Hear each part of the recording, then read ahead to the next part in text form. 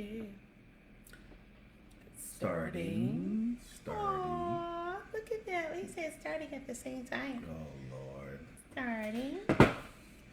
So we're gonna be sitting here. Are live. We are live. We're alive and live. Right. We are grateful for another day. I ain't kidding. All right. So, Holiday Monday, baby. yes. Good. Is it morning? Yeah. It's 9 o'clock. Good morning. Got me starting late. I'm starting on time. This is your time jam. Not early Yes. and not too late, Yes. but just right. I love it. I love it. I love it. Good morning and welcome to Monday with the Moors. I am Terrence Moore, Senior. Say Pastor Terrence Moore. Oh, look. I am Pastor Terrence Moore, Senior. And I am Dr. Cheryl Moore. Good morning. Good morning, Dr. Lauren. I tell you, today is something else. You know, this is I love in a weird way Mondays because it's a start. Because I made it through the weekend. It was nice, relaxation. The fact that we have a 3-day holiday or a 3-day weekend. Yes. Yeah, it is popping right now. So I'm just happy to just get some extra day of awesomeness. So, Wow. so this is great. Today is also Memorial Day, It is. and you know, It is. from a nationwide perspective, it's really recognizing those who have lost their lives in service to our nation. But we also recognize that there are many people who have lost their lives in service. in service, whether it's ministry, whether it's business, whether it's family, friends, finance. Ooh. Hey. How I you know, Ah. have you lost your identity, your personhood, Ooh. your being in service, whether it's to the nation, to your business? I mean, when you have lost yourself, Yeah. and it felt like, honestly, it felt like death, Not felt like death. It or was death. I guess I see it like that too. When I think about, we had been going back and not going back and forth, but really grappling with and refining what the title was going to be today. No, And yeah. should the focus be just memorial, but the fact of sacrifice? And we oftentimes minimize what should be maximized when it comes to considering true. what is a sacrifice in your What's life. major? What's major? What's minor? You know, when we were pastoring, I would always say lives are on the line, and there are two sides to that, right? Two sides to that. Yes, the lives of other people are, could be dependent or considered in your endeavor, your actions, your behavior, your responses, your connection. But then your very own life. Your life is on the line. That's true. And constantly in serving, whether that's in your profession, in your ministry, in your personal life, your family. And sometimes we disregard and become very disconnected from that from a relationship standpoint. We look at that just from sacrificing from, oh, I sacrifice my time, my money. A lot of it, I think, is around money. What do you think? I think people focus on money, but you're not looking at time. And time. Yeah, those are two major things. Two big ones, but I think there's more. There's more to that than to say you are sacrificing and we dishonor, disregard, or completely disconnected from other avenues of what sacrifice means. So when I think about someone showing up for me, or my time in the last few months really helped me with this too. Not helped me, delivered me, built me, strengthened me in terms of, listen, I was giving up time with my family. I was giving up time with myself. I was giving up time with things that I enjoyed, thinking I'm sacrificing for success later. Right. It's kind of like a risk, right? So we take these risks and they give very little or not we get a return, but it may not be the way that you think it is. Yeah. When we're talking about sacrifice, we have an idea of what that return is going to be. And we think that it's going to be apples think we have an apples idea. or orange to orange, and there's consequences behind sacrifice. Ooh. And yeah. we have somehow, and to a certain point, glorified sacrifice. And sometimes we end up sacrificing unnecessarily. Right. And do you think it's expected? Do you think sacrifice? I think sometimes it's people expect it based on how you're relating to them, how you're in relationship with them, where sacrifice becomes an entitlement. Like, I expect you to do that. Dang. Right. You take it from there. Baton. That See how I passed that baton like that? That expectation of sacrifice. It's almost like, and I can't even say it's almost like, it really is in many perspectives. It is. I think people even expect with pastoring that they're entitled to you sacrificing, do this. I want you to live in poverty. I don't to know if show, it's that. Oh yeah. They feel like yes it is. Or I'm deserving of you. Hold up. Oh no. Let me talk about this, because I sense where you're going. You are a pastor and you're supposed to be broke. You are a pastor and you're supposed to be poor. Unrealistic. You Talk about it. You are a pastor and you are supposed to be living in poverty to show that, look, no, it ain't nowhere. Look, when we were pastoring, I did not take the vow of poverty. Well, no, I did not. That? I did not. I did. If I wanted to take the vow of poverty, I would have become a priest. I think people. No, let me tell you something. You took the vow. Yeah, and to a certain extent, yes. I can pick up where you're going with that. But here's the reality: it's I did not pastor to become broke. I pastored to fulfill my purpose in ministry. Poverty was not one of those things. We were bivocational. We did not live off the church, and we ain't supposed to be broke. How could we be examples that we didn't live off the church? But see, that's another thing. But there was an expectation in certain realms. And I'm not saying that everybody have the same values that we had, but there is a sense of reality that, hey, we have to keep in mind that certain pastors and certain faith leaders, if they have done very well for themselves, many of them have businesses where that they don't rely on the church. The thing is, we have to, as what we did as pastors, we empowered people to become wealthy. We empowered them through financial literacy. We empowered them. That was my service to God, through empowering his people financially. Okay, so let me talk about Flip it. I'm not going to flip. Yeah, I am going to flip and talk about And reverse it?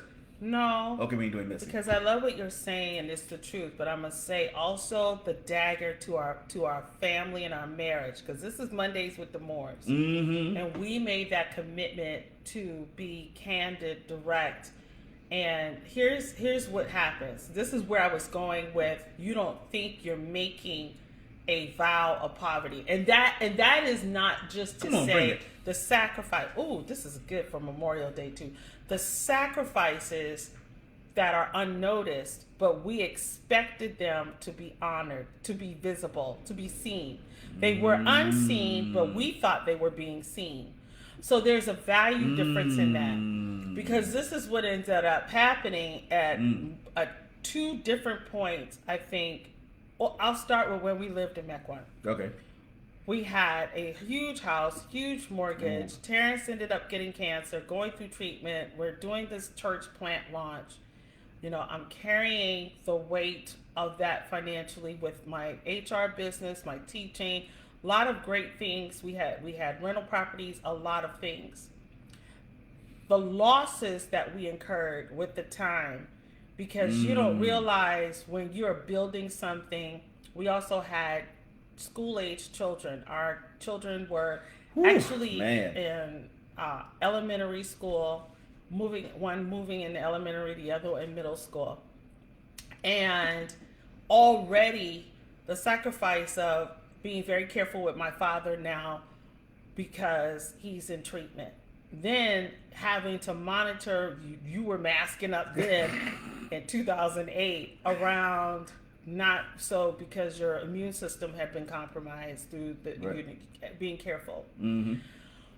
When you look at sacrifice, then you're building a church, being obedient, and in that now there's the time going through chemo, having launch team meetings, trying to do things virtually at the time as much as you could and as much as possible. That is sacrifice that people don't see. That's now, true. Yeah. Fast forward, it starts. You're healed, miracle recovery time. Now you're out saying, Cheryl, you were working and you had to stop real estate because you couldn't do that. So, we ended up closing it. Insurmountable amount of debt and these things that we had to reconfigure how we were living, and we knew we were going to downsize because we eventually wanted to move back into the city. Good morning. Let me tell you the sacrifice canvas. People don't see. What are they? When my children are eating pizza and sandwiches and quick things because we got tons of meeting building something, right? Or the children are sacrificed in our servicing others. Right. Not only that, or they're old enough. What's up, son?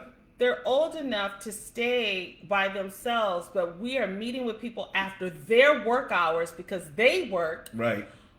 But we're putting our sons on hold. Not only that, ourselves, right? So now it's 9 o'clock, 10 o'clock, a very substantial, significant, detailed things that had to be addressed that, we scheduled for an hour and went over 2 hours. And, now people want to say,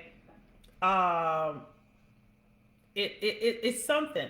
So when you look at that time when you're building externally, there is internal impact. Yes. And as then you said, the impact that people don't see. And I'm getting ready to get real for real because now it's Memorial Day. Get real. Talk about the sacrifice. I want to talk about the sacrifice from being the spouse. Uh-oh. The wife. Okay? Because I believe, no, you don't. Ooh, back over here. So we made an agreement because he's building this church. Oh my God. The people want to hear the truth. You gonna be quiet over here today. Just remember, I love you. And we're past Pastor. I need you to stop being the spirit of distraction. I denounce that right now. Don't make me get the oil because we got oil all up in here. I don't want to hear that either. Your native tongue, not your supernatural. Let me tell you what people don't realize. The sacrifice. First of all, I was always the one saying, God ain't tell me to start no church and call me to this. I'm along because I'm the wife. You can't church, right? You can't church figure this. Not today. Because this is not just about being a pastor. This is what affects relationships. This is what affects not just marriages. If you want to get married and you're caught up into people pleasing, you don't realize this. Then we find ourselves in therapy trying to get stuff off that we think is us and it's the people we're dealing with. Take on, I don't even know. Right. 5 of them. Right. Let me tell you something. And people are not going to, the expectation of people honor and appreciating what you have sacrificed or how it affects your family, your children, your marriage, delayed vacations, delayed time. And then I'm sitting there looking at y'all living y'all best life. Ooh, I'm trying to hold it. Hold it. Living y'all best life.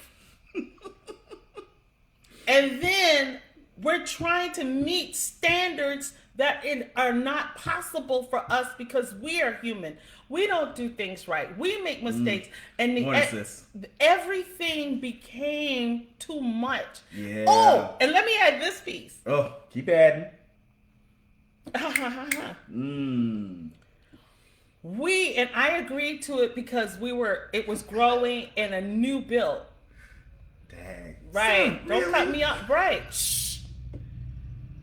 I then said, you go full-time into pastoring. New build, startup. No startup funds, right? But we were blessed. We took out money out of our retirement, emptied stuff out already. Uh-huh. Right? Right. Already. Yeah, I'm going to talk about it, doctor. Already. To rebuild this, because we knew business. Church has a business. It is a business component. I understand it. Good morning, KG. Do you understand? But there is internal sacrifice. Mm-hmm. Not only of our time. Let me tell you what suffered the most. Now we're high speed running our communication. That took years. Right. Because let me tell you what happens. Even if you run in a business, your customers will come in the middle. Your patients, your customers, your students. Right. You don't realize it infiltrates. You know how it infiltrates? Because you give your time. And so when subtle you too. And subtle. It's very subtle.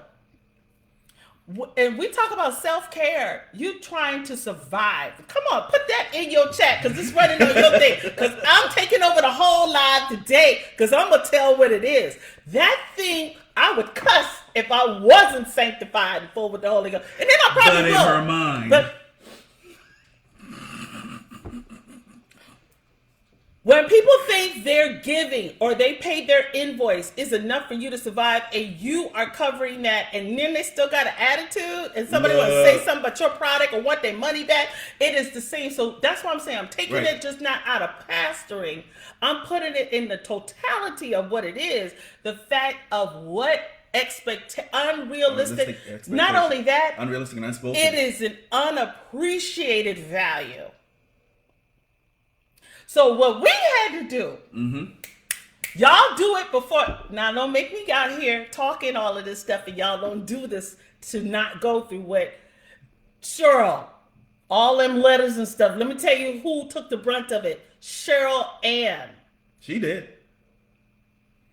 People aren't going to understand that hurt. They're not going to understand that pain. They're going to be self-serving because at the point of that, you are a servicer. You provide a product. You provide a service. You provide, I don't know, a consultation, whatever. And let me tell you, that stung at what we were. That thing took us down. It did. It took, and you think, let me tell you something, KJ. One sacrifice built your glory. It did not. You know when we got to legacy? I'm 57, you're 55. Legacy comes when you release lethal loyalty. Yes.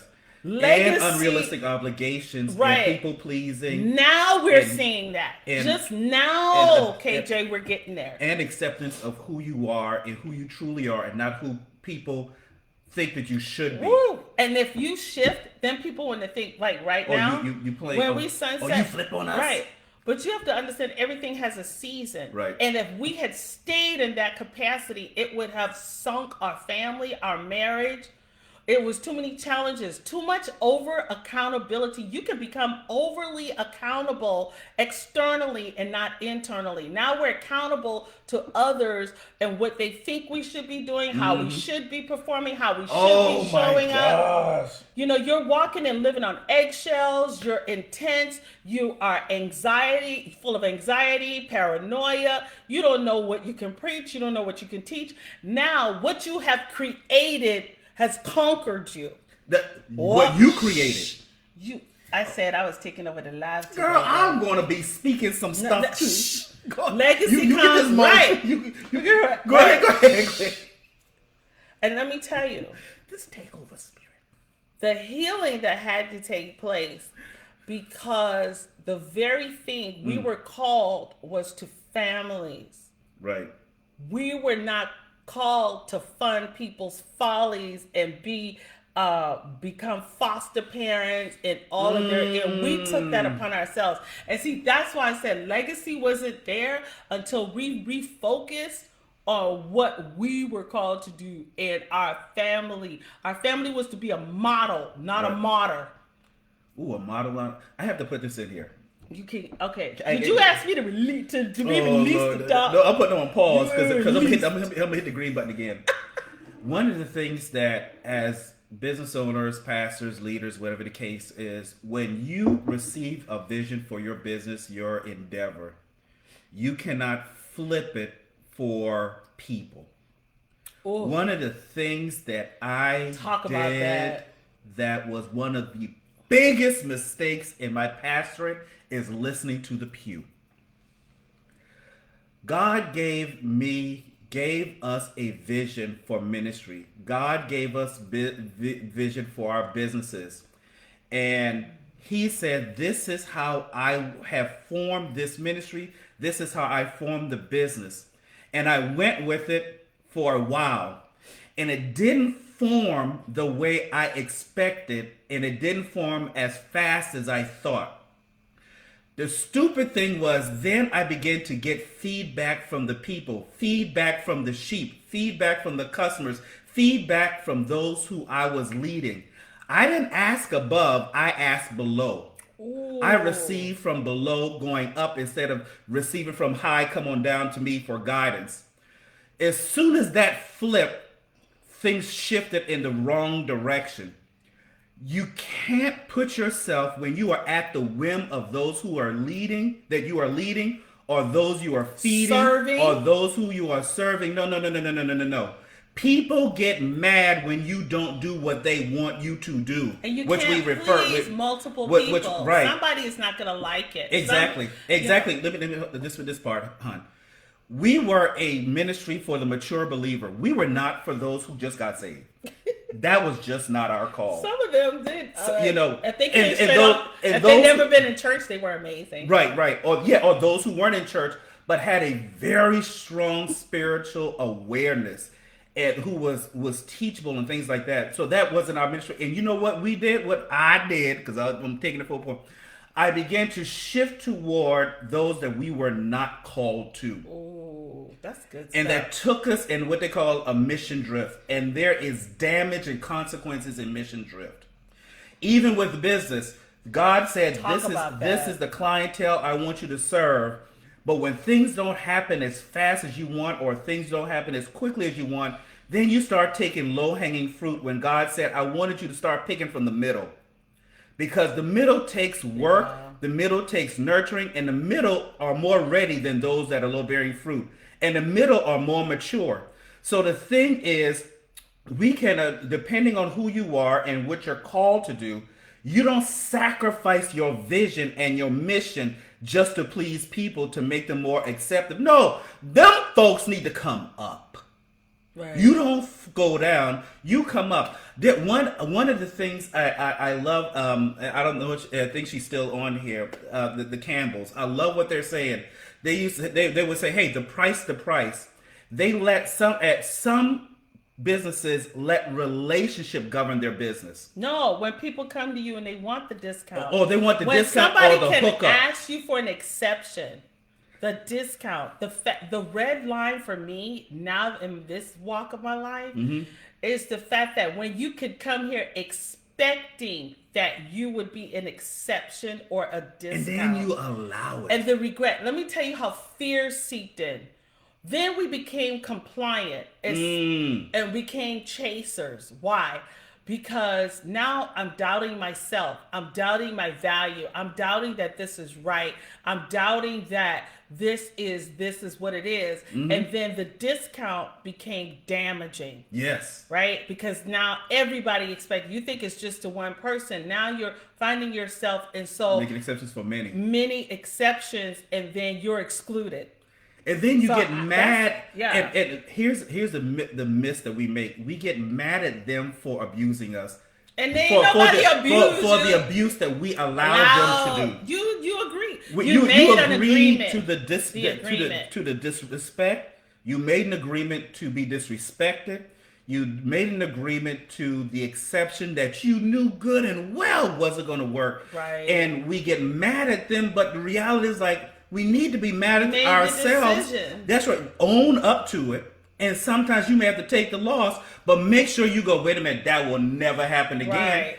And then they will be mad at you because you didn't allow them to get by and let them off the hook. No. there is a personal responsibility that we have to take. Yeah, What we good. say? You fool me once, shame on you. Fool me twice, shame on me.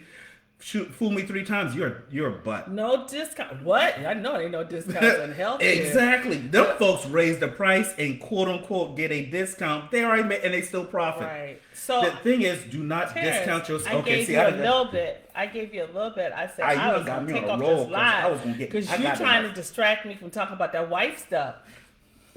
But I'll be back on here next live, and I'm gonna talk. No, about go ahead. Because people don't. The very thing you want is the very thing that people were drawn because of the family, and I love what KJ is saying. I love what everybody on here, Dr. Rissa Anam. I love it, but the reality of it is, I was always told to guard my heart, and my heart became so much for Terrence's vision, for what God told him. Right. I stepped out of what I should have been doing. And that does include, it's hard. I agree with you, Dr. Lawrence. It is hard about professional boundaries. We want to say things like that, but let me tell you, it took me years to stop struggling with that. You know when I stopped struggling with it? When God just stripped it. Like, you can't do it, I'm going to do it for you. Now you ain't got to struggle. And now I will put them boundaries, like, I don't have to put them up. They are in place. Exactly. And that is where we have a point where we don't keep things in place and we give exceptions. And one of the biggest manipulative tools used for that is ministry. I said it. Mm-hmm. And my bishop agrees. Mm-hmm. We talked last week about it. Like, that is it. Because when you discount, you devalue yourself. Yes. And I didn't, and can I just say this truth? I ain't saying nothing. Go ahead. Let me tell you. Talk about it. I didn't believe enough in the vision. I didn't believe enough in what God told him, that what we had, it's okay if it leaves, if it releases, right. Because he will always, it was a faith and a trust that wasn't true. I thought it was true. Mm-hmm. But it was fear of what we were facing, fear that somebody might leave, fear that somebody might not come back, fear of losing, not knowing that he will still be provided. So I trusted what I was seeing, right, not what we were visioning. Right. And so it wasn't real true. And I think I had to come to that reckoning over time of fear of loss. But you don't really lose. Some leave so others can come. And we are not always comfortable with that. We want to say we are, but people are tribal. We are true, and releasing that and not knowing what the thought will be, the moving on or doing it differently. And then we are called to be pioneers, trailblazers. That sounds good, right, but it's hard. It is hard sometimes. Forging new paths because you don't have a blueprint. You're establishing a print for others. Everybody's not called to that. But when it comes to who we are now, unconditionally, the wreckage, and it was a lot of blessings in that. We grew, we matured, and the same as other people did as well. But it became where the reach back for me was real. The reach back, the detach, the attach, all of these things became a reckoning. And in that reckoning, God eventually gave resolution. And it wasn't overnight. And I still, even to this day, I go through that. But I go through it in a much more mature way of when it's time to release something. I know, and I'm not running from it. I'm not trying to hold on because it will reform and return in a different way. I believe truly that there is nothing new under the sun. Right. But for the sacrifices we made, we teach this, our family, we were true to our sons, we were true, but there were some turns that I had to check Terrence and say, hey, the boys are feeling that you're giving more attention to the young people who are fatherless than to them. And he immediately made adjustments, but it ticked them off. Like we had people say, "Hey, my child needs a mentor." No, we're here to be pastors. We should have said that kids, more direct, but you yeah. want people to stay in circle. You feel that but we weren't called to everyone. And so people don't always speak their true expectations. And I think the blinders were, we should have been bold enough and even more direct Right. about that. So in your life, when you talk about sacrifice doesn't always yield success. And I think we automatically equate, if I'm sacrificing, there's going to be a direct return. Yeah, there is a return, but it's not always a reward that's favorable. Right. It's not always something that what your return is not always something that yields. I know personally people, I've had conversations through these last several months that sacrificed a lot and really thought what they were doing was the right thing, and they're still without. And we had to stop that cycle in our life. I mean, that's what, yeah, I said I was going to take over the life because I gave so much to a vision that I missed how God was doing provision. I gave so much in thinking, carrying this, and stood by in a lot of ways when I should have misplaced.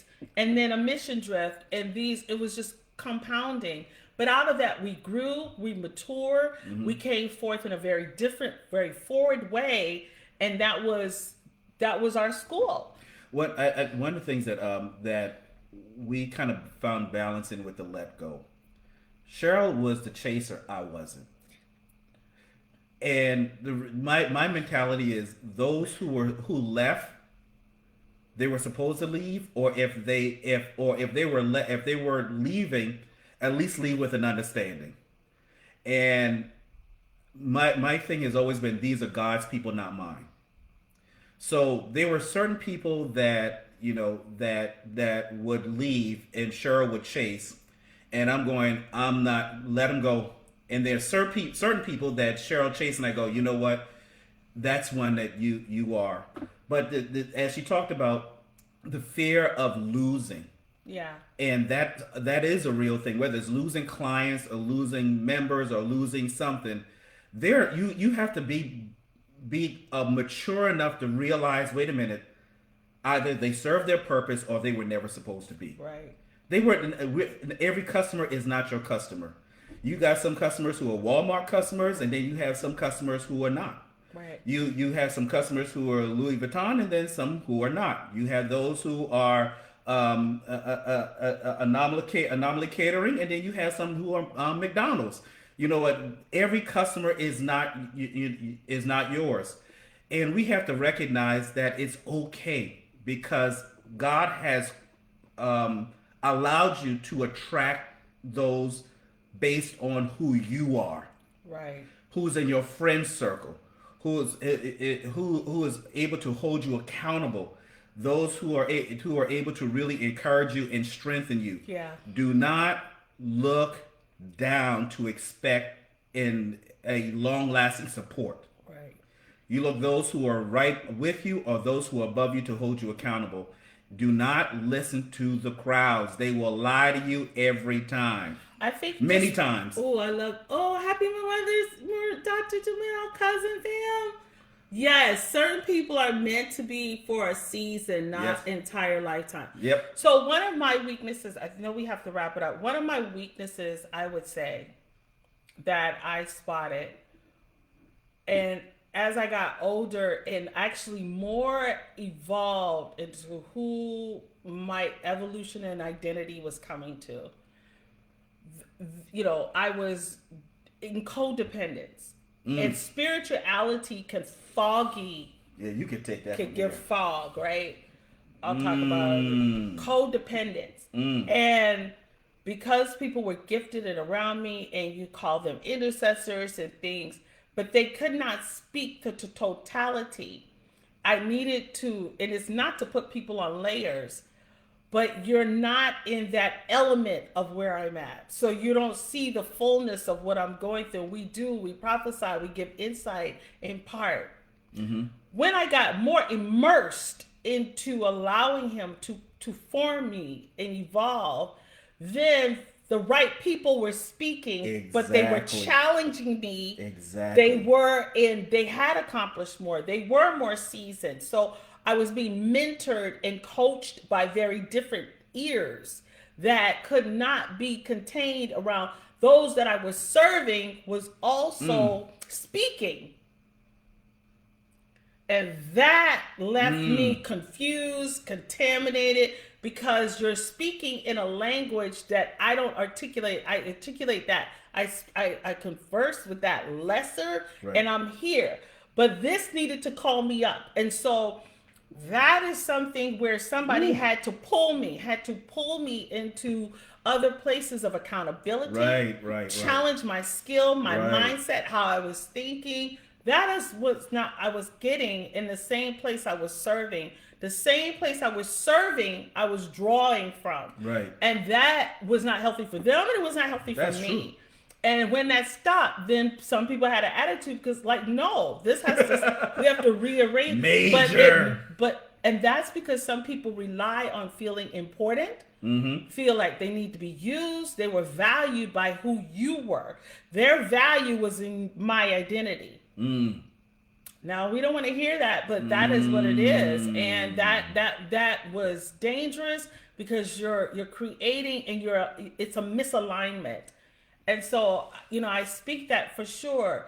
There are certain people that are there for seasons, but you know how I feel when I shift and I mature out of that archetype, out of that. Otherwise, it comes back around until it's complete, and it could be the same person or the Right. same spirit or this or that. Right. So I think there's a lot there that we had to grow up. But one of the things when we talk sacrifice, like I said, I was going to take over this live